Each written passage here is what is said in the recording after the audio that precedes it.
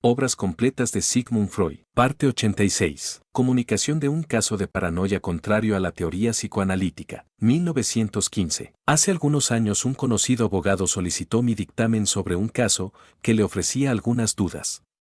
Una señorita había acudido a él en demanda de protección contra las persecuciones de que era objeto por parte de un hombre con el que había mantenido relaciones amorosas. Afirmaba que dicho individuo había abusado de su confianza en él para hacer tomar por un espectador oculto fotografías mientras se hacían el amor, pudiendo ahora exhibir tales fotografías y desconceptuarla, a fin de obligarla a dejar su colocación. El abogado poseía experiencia suficiente para vislumbrar el carácter morboso de tal acusación, pero opinaba que en la vida ocurren muchas cosas que juzgamos increíbles y estimaba que el dictamen de su psiquiatra podía ayudarle a desentrañar la verdad. Después de ponerme en antecedentes del caso, quedó en volver a visitarme acompañado de la demandante. La paciente, a la que conocí poco después, era una mujer de 30 años, dotada de una belleza y un atractivo nada vulgares. Parecía mucho más joven de lo que reconocía ser y se mostraba delicadamente femenina. Con respecto al médico, adoptaba una actitud defensiva, sin tomarse el menor trabajo por disimular su desconfianza. Obligada por la insistencia de su abogado a nuestra entrevista, me relató la siguiente historia, que me planteó un problema del que más adelante habré de ocuparme. Ni su expresión ni sus manifestaciones emotivas denotaban la violencia que hubiera sido de esperar en ella al verse forzada a exponer sus asuntos íntimos a personas extrañas. Se hallaba exclusivamente dominada por la preocupación que habían despertado en su ánimo aquellos sucesos. Desde años atrás estaba empleada en una importante empresa en la que desempeñaba un cargo de cierta responsabilidad a satisfacción completa de sus jefes. No se había sentido nunca atraída por amoríos o noviazgos y vivía tranquilamente con su anciana madre, cuyo único sostén era. Carecía de hermanos y el padre había muerto hacía muchos años. En la última época se había acercado a ella otro empleado de la misma casa, hombre muy culto y atractivo, al que no pudo negar sus simpatías. Circunstancias de orden exterior hacían imposible un matrimonio, pero el hombre rechazaba la idea de renunciar por tal imposibilidad a la unión sexual, alegando que sería insensato sacrificar a una mera convención social algo por ambos deseado, a lo cual tenía perfecto derecho, y que sólo podía hacer más elevada y dichosa su vida. Ante su promesa de evitarle todo peligro, accedió, por fin, nuestra sujeto a visitar a su enamorado en su pisito de soltero. Después de mutuos besos y abrazos, se hallaba ella en actitud abandonada, que permitía admirar parte de sus bellezas, cuando un ruidito seco vino a sobresaltarla. Dicho ruido parecía haber partido del lugar ocupado por la mesa del despacho, colocada oblicuamente ante la ventana.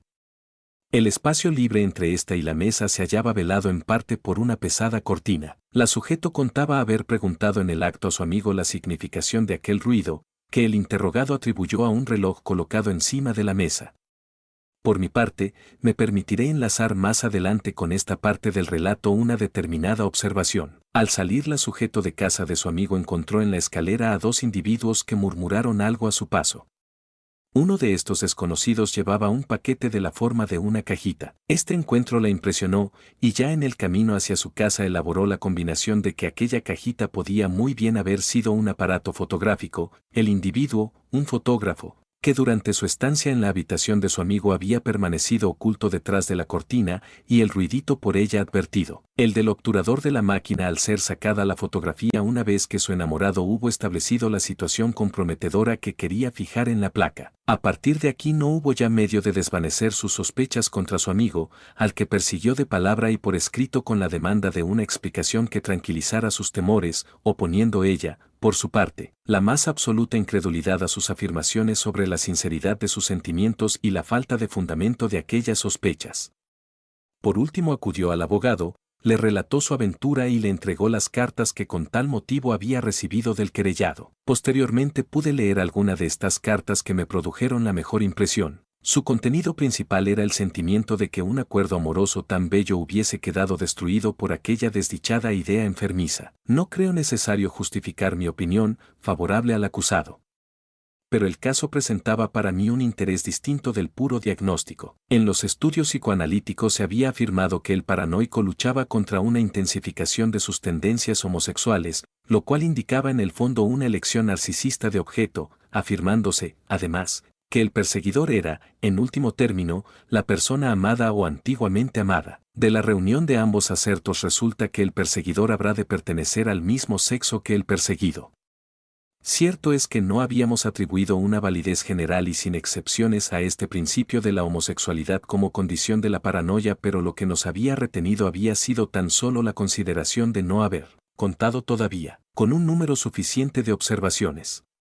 Por lo demás, tal principio pertenecía a aquellos que a causa de ciertas relaciones solo adquieren plena significación cuando pueden aspirar a una validez general. En la literatura psiquiátrica no faltan, ciertamente, casos en los cuales el enfermo se creía perseguido por personas de otro sexo, pero la lectura de tales casos no producía desde luego la misma impresión que el verse directamente ante uno de ellos. Todo aquello que mis amigos y yo habíamos podido observar y analizar había confirmado sin dificultades la relación de la paranoia con la homosexualidad.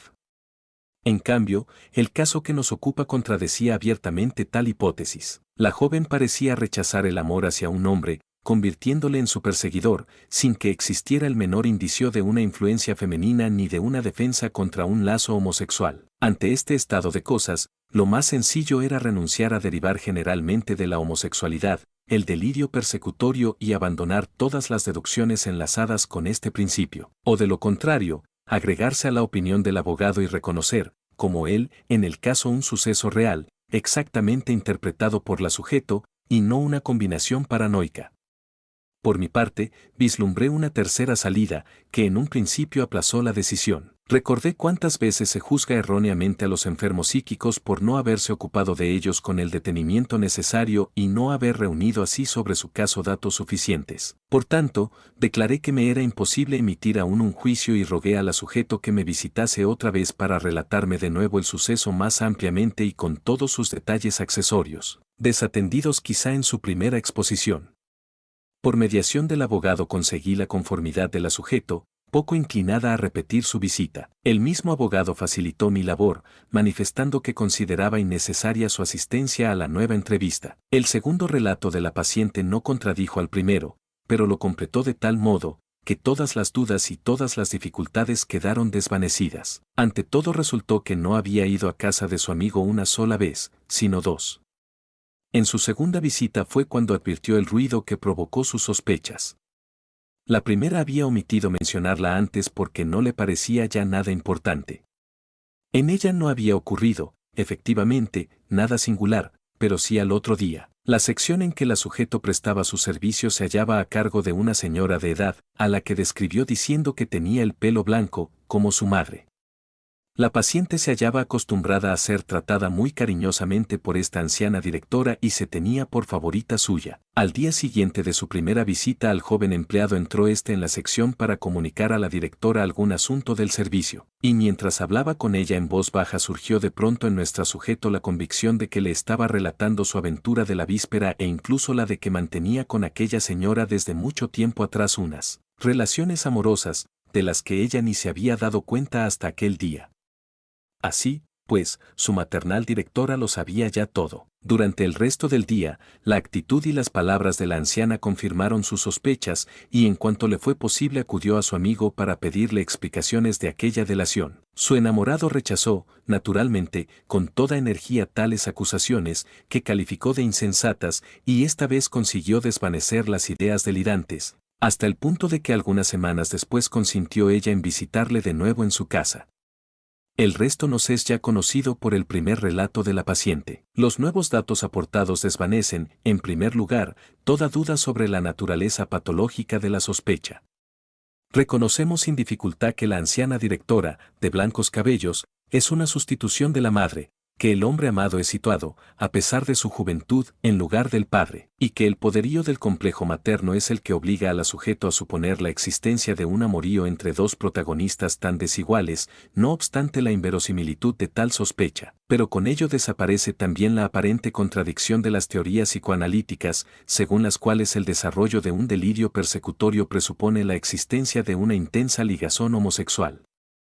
El perseguidor primitivo, la instancia a cuyo influjo quiere escapar la sujeto, no es tampoco en este caso el hombre, sino la mujer. La directora conoce las relaciones amorosas de la joven, las condena y le da a conocer este juicio adverso por medio de misteriosos signos.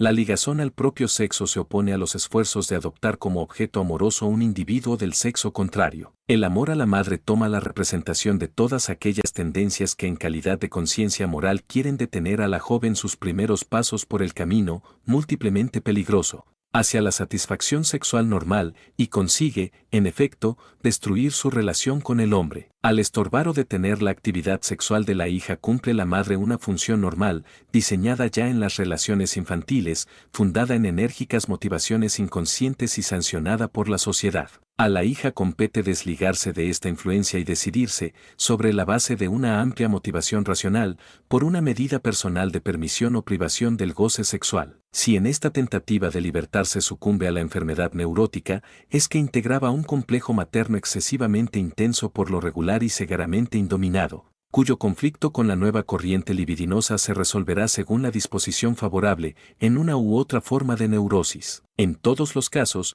los fenómenos de la reacción neurótica serán determinados no por la relación presente con la madre actual, sino por las relaciones infantiles con la imagen materna primitiva. De nuestra paciente sabemos que había perdido a su padre hacía muchos años, y podemos suponer que no habría permanecido alejada de los hombres hasta los 30 años si no hubiese encontrado un firme apoyo en una intensa adhesión sentimental a su madre. Pero este apoyo se convierte para ella en una pesada cadena en cuanto su libido comienza a tender hacia el hombre a consecuencia de una apremiante solicitación. La sujeto intenta entonces libertarse de su ligazón homosexual. Su disposición, de la que no necesitamos tratar aquí, permite que ello suceda en la forma de la producción de un delirio paranoico.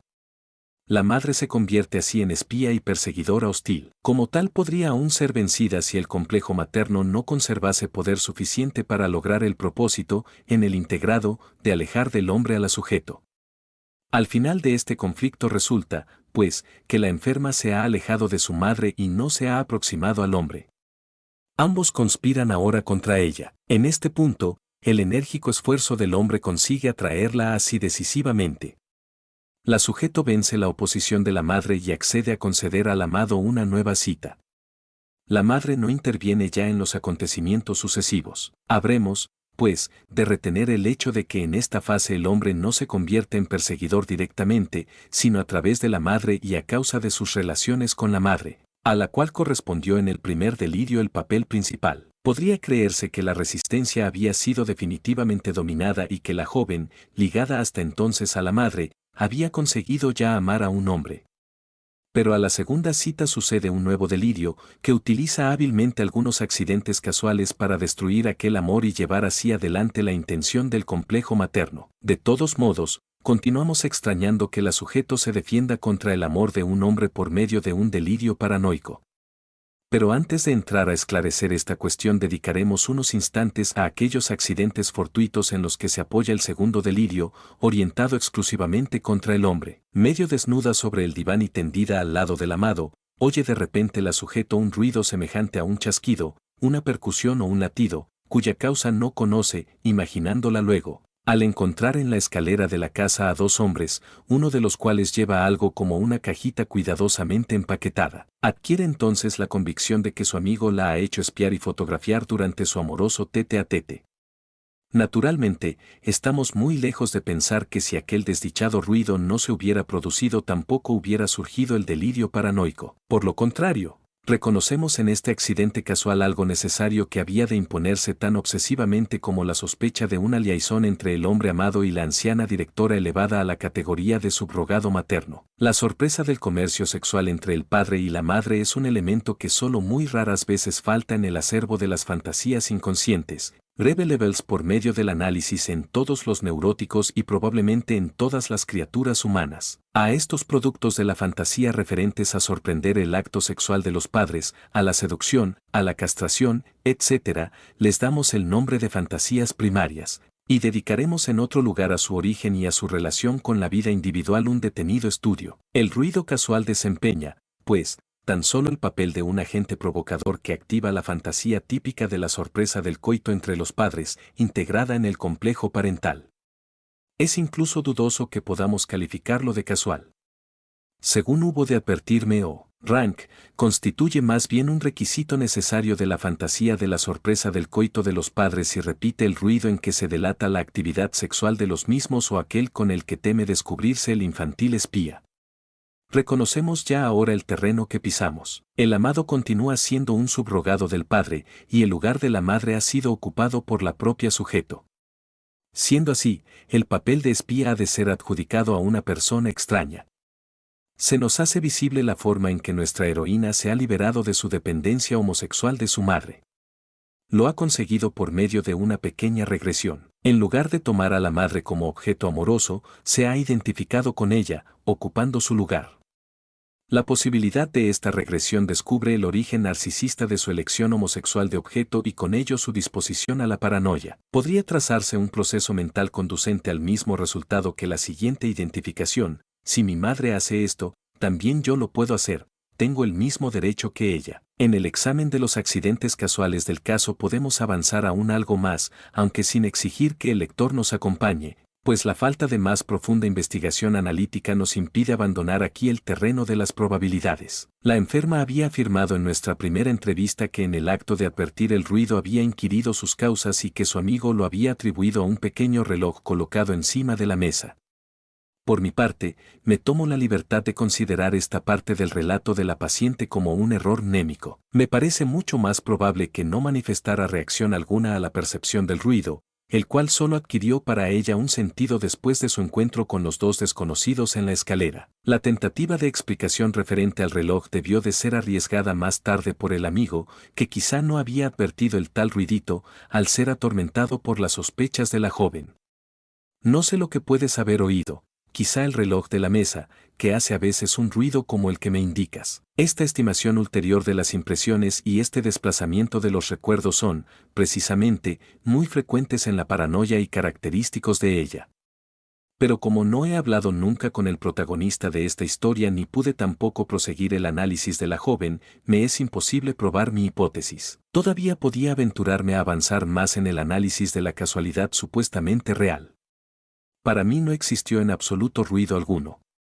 La situación en que la sujeto se encontraba justificaba una sensación de latido o percusión en el clítoris, y esta sensación fue proyectada luego por ella al exterior, como percepción procedente de un objeto. En el sueño se da una posibilidad análoga. Una de mis pacientes histéricas relataba un breve sueño al que no conseguía asociar nada. El sueño consistía tan solo en que oía llamar a la puerta del cuarto despertando la tal llamada. No había llamado nadie, pero en las noches anteriores la paciente había sido despertada por repetidas poluciones y le interesaba despertar al iniciarse los primeros signos de excitación genital. La llamada oída en el sueño correspondía, pues, a la sensación de latido del clítoris. Este mismo proceso de proyección es el que sustituimos en nuestra paranoia a la percepción de un ruido casual. Naturalmente, no puedo garantizar que la enferma, para quien yo no era sino un extraño, cuya intervención le era impuesta por su abogado, fuera completamente sincera en su relato de lo acaecido en sus dos citas amorosas, pero la unicidad de la contracción del clítoris coincide con su afirmación de que no llegó a entregarse por completo a su enamorado. En la repulsa final del hombre intervino así, segaramente, a más de la conciencia, la falta de satisfacción. Volvamos ahora al hecho singular de que la sujeto se defienda contra el amor a un hombre por medio de la producción de un delirio paranoico. La clave de esta singularidad nos es ofrecida por la misma trayectoria evolutiva del delirio. Este se dirigía originariamente, como era de esperar, contra una mujer, pero después se efectuó sobre el terreno mismo de la paranoia el avance desde la mujer al hombre como objeto. Este progreso no es corriente en la paranoia, en la cual hallamos generalmente que el perseguido permanece fijado a la misma persona y, por tanto, al mismo sexo a que se refería su elección amorosa, anterior a la transformación paranoica. Pero no es imposible en la enfermedad neurótica. El caso objeto del presente trabajo ha de constituir, pues, el prototipo de otros muchos. Fuera de la paranoia existen numerosos procesos análogos que no han sido reunidos aún desde este punto de vista, y entre ellos, algunos generalmente conocidos. El neurasténico, por ejemplo, queda imposibilitado, por su adhesión inconsciente a objetos eróticos incestuosos, para elegir como objeto de su amor a una mujer ajena a los mismos, viendo así limitada su actividad sexual a los productos de su fantasía. Pero en tales productos realiza el progreso vedado, pudiendo sustituir en ellos la madre o la hermana por objetos ajenos al circuito incestuoso, y como tales objetos no tropiezan ya con la oposición de la censura, su elección se hace consciente en las fantasías. Al lado de los fenómenos del progreso, integrado desde el nuevo terreno conquistado generalmente por regresión, vienen a situarse los esfuerzos emprendidos en algunas neurosis por reconquistar una posición en la libido, ocupada en tiempos y perdida luego. Estas dos series de fenómenos no pueden apenas separarse conceptualmente. Nos inclinamos demasiado a suponer que el conflicto existente en el fondo de la neurosis queda terminado con la producción de síntomas. En realidad continúa aún después de ella, surgiendo en ambos campos nuevos elementos instintivos que prosiguen el combate. El mismo síntoma llega a constituirse en objeto de la lucha. Tendencias que quieren afirmarlo se miden con otras que se esfuerzan por suprimirlo y por restablecer la situación anterior. Muchas veces se buscan medios y caminos para desvalorizar el síntoma, intentando conquistar en otros sectores lo perdido y prohibido por el síntoma. Estas circunstancias arrojan cierta luz sobre la teoría de C.G. Jung, según la cual la condición fundamental de la neurosis es una singular inercia psíquica que se resiste a la transformación y al progreso. Esta inercia es realmente harto singular, no es de carácter general, sino especialísimo, y no impera por sí sola en su radio de acción, sino que lucha en él con tendencias al progreso y al restablecimiento, que no reposan tampoco después de la producción de síntomas de la neurosis. Al investigar el punto de partida de tal inercia especial se revela esta como manifestación de conexiones muy tempranamente constituidas y difícilmente solubles de algunos instintos con las impresiones del sujeto y con los objetos en ellas dados, conexiones que detuvieron la evolución de tales instintos. O dicho de otro modo, esta inercia psíquica especializada no es sino una distinta denominación, apenas mejor de aquello que en psicoanálisis conocemos con el nombre de fijación.